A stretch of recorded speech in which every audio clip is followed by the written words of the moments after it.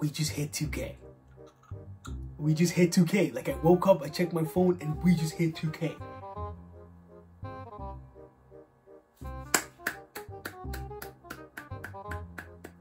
We just hit 2K. We just hit 2K, guys. We just hit 2K. We just hit 2K, bro. We hit 2K. We hit 2K.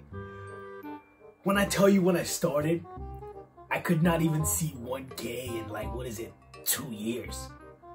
I couldn't see myself, like, hitting 1K in 2-3 years. Cause I couldn't see it. But here we are, 2K. 2K, guys. Come on, guys. Thank you, guys. Thank you, guys, man. We got some heat for y'all today. First bit of the day. 5 things newer F1 fans will never have experienced. 5 things newer F1 fans will never have experienced. It's gonna be interesting because they're gonna tell me what I will never have experienced because I'm one of the newer F1 fans. Shouts out to whoever recommended me this video. We're gonna be checking it out right now. Video by WTF. One link in the description for check out no video. Don't forget to like, subscribe to the channel, and let's run up the fantasy waste any time. Starting now. 5 things newer F1 fans will never have experienced. With Formula 1 ever growing in popularity, I thought it'd be a bit of fun to look back. But don't worry, I'm not going all the way back to the 1950s. And give newer F1 fans a bit of an insight into what they will have never experienced. I'm kind of going by my lifetime as a general rule, so only 20 or so years. I'm definitely not turning 30 this year. Really never complain and moan about things not being right in Formula 1, me included. But some of these on this list really make you think, okay, fair enough, the sport is in a pretty good place right now. Here are 5 things newer F1 fans won't have experienced. Tyre war. Yes, an actual tyre war. Pirelli have been the sole tyre supplier since 2011, where everyone has had a level playing field in terms of the tyres they have been supplied. But before then, between 2001 and 2006 most notably, there was an all-out scrap between Michelin and Bridgestone to supply the best tyre. Between 2001 and 2004, the Ferrari-Bridgestone combination was unstoppable, so much so they were pegged back in 2005 by some new rules, which forbid routine tyre changes during the course of a Grand Prix. You heard that right, you weren't allowed to change tyres for the entire race. It was a rule imposed strictly to stop Ferrari from winning everything. This allowed Fernando Alonso, Renault and Michelin to execute a winning combination and take the title in 2005 and 2006. Refueling. You have to cast your minds back all the way to the end of the 2009 season to see a race where refueling was allowed in Formula 1, which is absolutely crazy. It doesn't really feel that long ago we saw those big old chunky hoses going into the Formula 1 cars for a cheeky splash and dash. Refueling was banned due to safety reasons, which was definitely a good thing. We saw times where the cars would leave their pit box too early and rip the entire fuel hose out of its socket, or where fuel was spilt in a pit stop and the entire car went up in flames. Those moments were incredibly scary, and in my opinion, it was a very good choice to ban doing something so dangerous in a sport where everything is rushed to get to the finish line in the shortest time possible.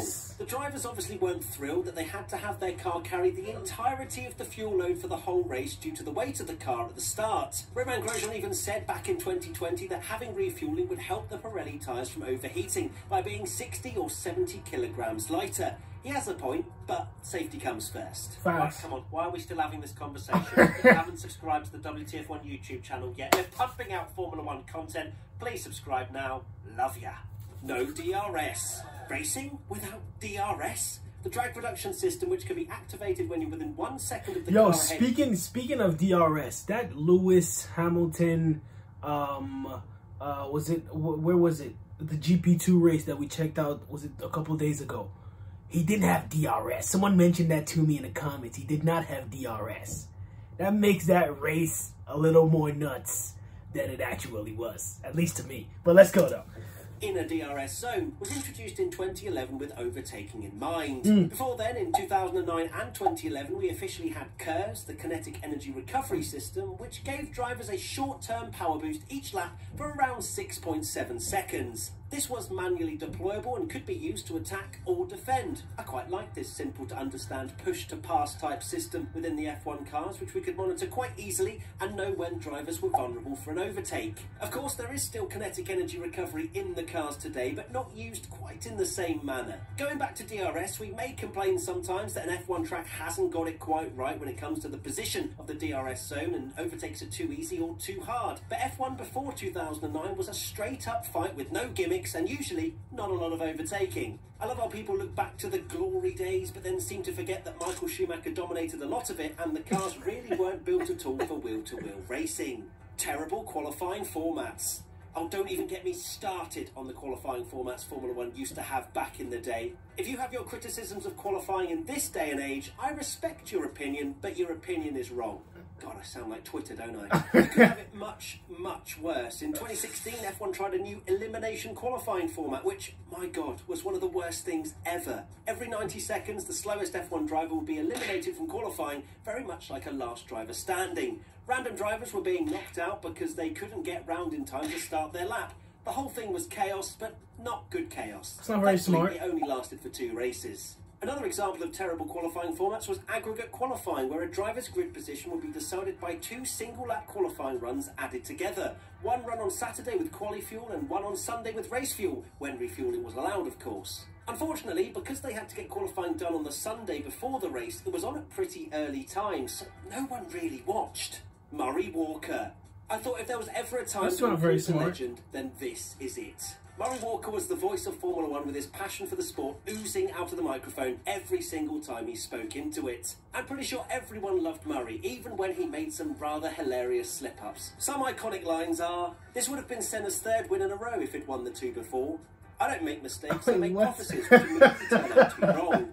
And there are 7 winners of the Monaco Grand Prix on the starting line today, and 4 of them are Michael Schumacher." It was simply brilliant. If you haven't listened to a Murray commentary, I thoroughly suggest you go and experience one. There you have it, 5 things newer F1 fans will never have experienced. Were there any missing on this list that you'd have included? Let us know in the comment section below. That's the end of the video. Yeah, that last two is funny. But yeah, anyways, refueling during the race, gladly that went off because a lot of things could go wrong because like people sometimes mess up tire changes. So like you mess up a fuel change here and there, a car goes boom, like, you know what I mean? So like banning that and just racing with the car you have with the entire fuel in the car makes more sense for today. What else? What was the other one? The racing trying to qualify on Sunday makes absolutely no sense. That's just screaming, let's milk the fans. That's all that screams. Because there's no reason to have a qualifying on Sunday morning before the actual Grand Prix. That's just like, oh yeah, let's go ahead and milk the fans for their money. Like, no.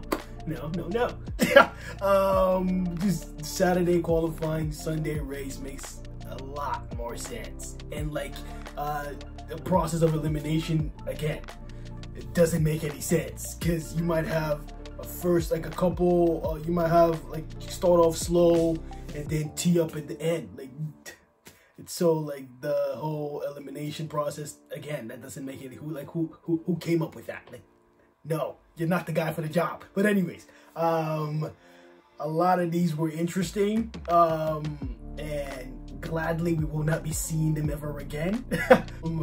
Except for that last dude. I would have wanted to see him on here because he had some funny lines. But other than that, hopefully you enjoyed the video. Let me know what you think about the video in the comments. Shout out to everybody who subscribed. And thank you guys for taking me to 2K. And we'll see you guys in the next video. Peace.